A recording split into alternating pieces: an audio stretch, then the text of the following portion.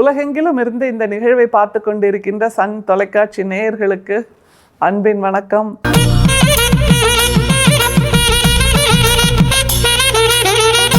வள்ளல் பெருமான் தன்னோட பாடல்களில் எத்தனையோ விஷயங்களை நமக்கு சொல்லி கொடுத்து கொண்டே இருக்கிறார். கணக்கும் சொல்லித்தர்றாருல பல முறை. அந்த கணக்கை இன்றைக்கும் நாம் கற்றுக்கொள்ள போகிறோம். அதை தவிர பார்ட்டர் சிஸ்டம் அப்படின்னு முந்தியெல்லாம் இருந்தது. அதாவது பணம் காசு அப்படிங்கிறது அறிமுகம் இல்லாத நிலையில் அந்த காலத்தில் மக்கள் இப்படித்தான் வாழ்ந்திருக்காங்க. அதாவது ஒருத்தர் நெல் விளைவிச்சார்னு வைங்களேன், அவர் தன்னோட நெல்லை கொண்டு போய் காய்கறி விளைவிச்சவர்கிட்ட கொடுக்குறாரு. காய்கறி விளைவிச்சவங்க காய்கறியை அவருக்கு பண்டமாற்றாக கொடுக்குறாங்க. அப்படி பண்டமாற்று முறையைத்தான் பார்ட்டர் சிஸ்டம் அப்படின்னு பொருளாதாரம் சொல்லும். அந்த பண்டமாற்று முறையில் அவங்கவங்க என்ன விளைவிக்கிறாங்களோ அதை கொடுத்து இன்னொன்றை பெறுவது அப்படிங்கிற நிலை இருந்தது. அதே மாதிரி நம்முடைய வள்ளல் பெருமான் இன்னைக்கு சொல்கின்ற ஒரு பாடலில் 7 விஷயங்களை கொடுத்துட்டு அதுக்கு பதிலாக எனக்கு 7 விஷயங்களை கொடு அப்படின்னு கேட்குறார். அதுவும் யார்கிட்ட கேட்குறாருங்கிறது இன்னும் சுவாரஸ்யமாக இருக்குது. அவர் சொல்லுகின்ற 7 விஷயங்கள் முதல்ல புரிஞ்சுக்கலாம். அப்புறம் அவர் எனக்கு வேணும்னு ஒரு 7 விஷயத்த சொல்கிறார்ல, அந்த 7 விஷயம் யோசித்து பார்த்தா நமக்கும் வேணுமாச்சே இதெல்லாம் அப்படின்னு ஒரு சிந்தனை நிச்சயமாக வரும். அவர் எதையெல்லாம் கொடுக்குறேன்னு சொல்கிறார்ல, அதெல்லாம் நாம் சீந்த கூட மாட்டோம். அதை கொண்டு போய் காயலாங்கடையில் போட்டால் பேரிச்சம்பழத்துக்கு கூட ஆகாது அப்படிங்கிற விஷயங்களை அவர் கொடுக்குறேன்னு சொல்கிறாரு. ஆனால் நம்மகிட்டையும் அப்படி பேரிச்சம்பழத்துக்கு கூட ஆகாத அந்த 7 விஷயங்கள் மண்டி கிடக்கிறது. அதுதான் ரொம்ப முக்கியம். நேர்மையாக நெஞ்சில் கை வச்சு சொன்னால் ஆமாம் எனக்கும் இதெல்லாம் இருக்குது அப்படின்னு நாம் ஒத்துப்போம். அப்படி இல்லாமல் இல்லையே நான் ஏற்கனவே சுத்தமான பிறவியாக இருக்கிறேனே அப்படின்னா நீங்கள் இன்னமும் அதிகமான புனிதராக மாறுவதற்கு என்ன செய்யலாம்னு யோசிச்சு பாருங்கள். ஆனால் உண்மையில் சாதாரண மனிதர்களாக இருக்கக்கூடிய நாம் எல்லாருமே இந்த வள்ளல் பெருமான் சொல்லுகின்ற இந்த 7 விஷயங்களோடு தான் இருக்கிறோங்கிறது சர்வ நிச்சயம். அவர் சொல்கிற 7 விஷயங்கள் ப்ளஸ் 7 விஷயங்கள் என்னென்னு பார்க்கலாமா? தூக்கமும் சோம்பலும் துக்கமும் வாழ்க்கையை தொட்டு வரும் ஏக்கமும் நோயும் இடையூறும் மற்ற இடரும் விட்ட நீக்கமும் நின்மல நெஞ்சமும் சாந்த நிறைவும் அருள் ஆக்கமும் நின் பதத்து அன்பும் தருக அருட்சிவமே. திருவருண் முறையீடு அப்படிங்கிற பகுதி 3ஆம் திருமுறையில் 2506வது பாடலா நம்முடைய வள்ளல் பெருமான் இதை கொடுக்குறாரு. ஒரு லிஸ்ட் கொடுத்தாரு இல்லையா, தூக்கமும் துக்கமும் சோம்பலும் அப்படின்னெல்லாம். இதெல்லாம் நம்மள்கிட்ட இல்லைன்னு நம்ம உண்மையாக சொல்ல முடியுமா? நிச்சயமாக இருக்குது. அதை நாம் ஒத்துக்கொள்ளத்தான் வேண்டும். அப்படிப்பட்ட நிலையில்தான் நம்மை பற்றித்தான் இந்த பாடலை பாடுகிறார். அதில் குறிப்பாக இன்னொன்று உணரணும், வள்ளல் பெருமானிடமும் இது இருந்திருக்கிறதுங்கிறத அவர் நேர்மையாக ஒத்துக்கொள்கிறார். அதுதான் இதில் ரொம்ப சிறப்பு. அந்த 7 விஷயங்களை இருக்குது என்கிட்ட, இதை நான் உனக்கு திருப்பி கொடுத்துட்றேன், அதுக்கு பதிலாக நீ எனக்கு ஒரு 7 விஷயத்தை கொடு அப்படின்னு அடுத்த 2 வரியில் சொல்கிறார். 4 வரி பாட்டு, அதில் 14 விஷயங்களே பொருத்தி வைக்கிறார், அடுக்கி வைக்கிறார், அடர்த்தியாக சொல்லி வைக்கிறார்ங்கிறது வள்ளல் பெருமானுடைய ஞானத்தின் உச்சத்தை உணர்ந்து கொள்வதற்கான ஒரு வாய்ப்பு. 7 விஷயம் எதெல்லாம் வேண்டான்னு சொல்றார் பாருங்களேன். தூக்கமும் சோம்பலும் துக்கமும், இது இல்லாதவங்க யாராவது இருப்பாங்களா? தூக்கமும் சோம்பலும் துக்கமும் எல்லாத்துக்கும் ஒரு தள்ளி போடுகின்ற ப்ரொகாஸ்டினேஷன் அப்படின்னு சொல்லுவோம். இன்னைக்கு இந்த வேலையை முடிக்கணும் அப்படின்னு முடிவெடுத்தா இல்லை நாளைக்கு பார்த்துக்கலாமே அப்படின்னு ஒரு சோம்பல் வந்து சேரும் இல்லையா? அப்போது நாம் மற்றவர்கள் வெற்றி பெற கைதட்டல் மட்டுமே செய்து கொண்டிருப்பதற்கான வாழ்க்கையைத்தான் வாழ்ந்து கொண்டிருக்கிறோம். சோம்பல்னு இருந்தால் நிச்சயமாக அதுதான் நடக்கும். நாம் எப்போவுமே ஸ்பெக்டேட்டர்ஸாக மட்டுமே இருப்போம், பார்வையாளர்களாக மட்டுமே இருப்போம், வெற்றியாளர்களாக மாற முடியாது அப்படிங்கிறத நம்முடைய வள்ளல் பெருமான் எடுத்த உடனே ஆரம்பிக்கிறார். தூக்கமும் அப்படின்னு. அதனால் இந்த தூக்கம் என்கின்றது வெறுமே கட்டிலில் படுத்து நம்ம ஃபிசிக்கலாக உறங்குறோம்ல, அதை மட்டுமே அவர் சொல்லலை.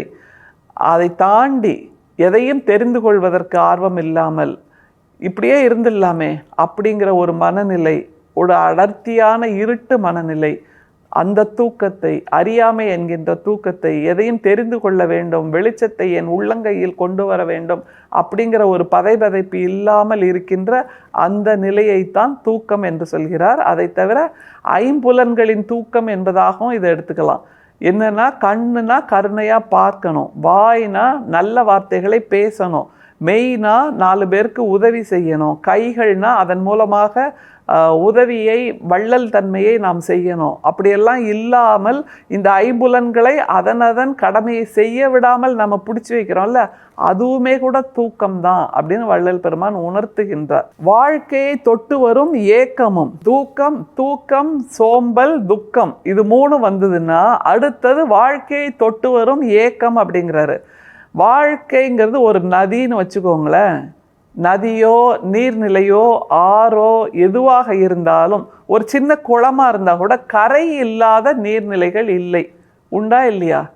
கடலாக இருந்தாலும் கரை இருக்கும், நதியாக இருந்தாலும் கரை இருக்கும், ஆறாக இருந்தாலும் கரை இருக்கும், ஒரு சின்ன குளமாக இருந்தாலும் கரை இருக்கும், குட்டையாக இருந்தாலும் கரை இருக்கும். அப்போ வாழ்க்கைங்கிற நதியில் அந்த ஏக்கம் என்ன? என்னால் பண்ண முடியலையே, பெருமூச்சின் ஏக்கம், பெருமூச்சின் நீளம் அதிகமாக அந்த ஏக்கம் அதிகமாயிட்டே இருக்குது.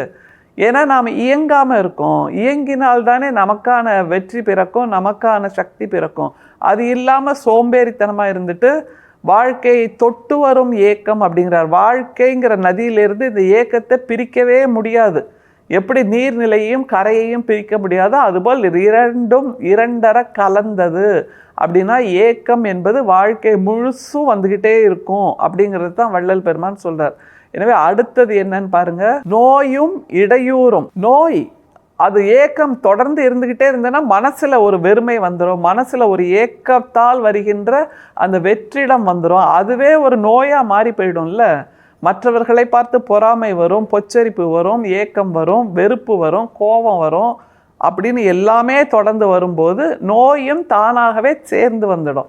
எல்லாத்துக்கும் காரணம் உடல் மட்டுமல்ல, மனம் என்பதை நாம் புரிந்து கொள்ள வேண்டும். இடையூறுனா என்ன? நமக்கு நாமே பண்ணிக்கொள்கின்ற இடையூறு மட்டும் இல்லை. மற்றவங்க வெற்றி பெறுகிறார்கள்னா, மற்றவங்க தெளிவாராங்கன்னா அதில் எப்படி நாம் குட்டையை குழப்புறது அப்படின்னு அந்த இடையூரை பற்றி யோசிக்க ஆரம்பிச்சிருவோம். நல்லதை பற்றி யோசிக்கிறோமோ இல்லையோ, மற்றவர்களை எப்படி தோற்கடிப்பது, எப்படி கவிழ்த்துவது, எப்படி அவர்களை ஓட விடாமல் தடுப்பது அப்படிங்கிற இடையூறை எல்லாம் நம்ம யோசிக்க ஆரம்பிச்சிருவோம்ல.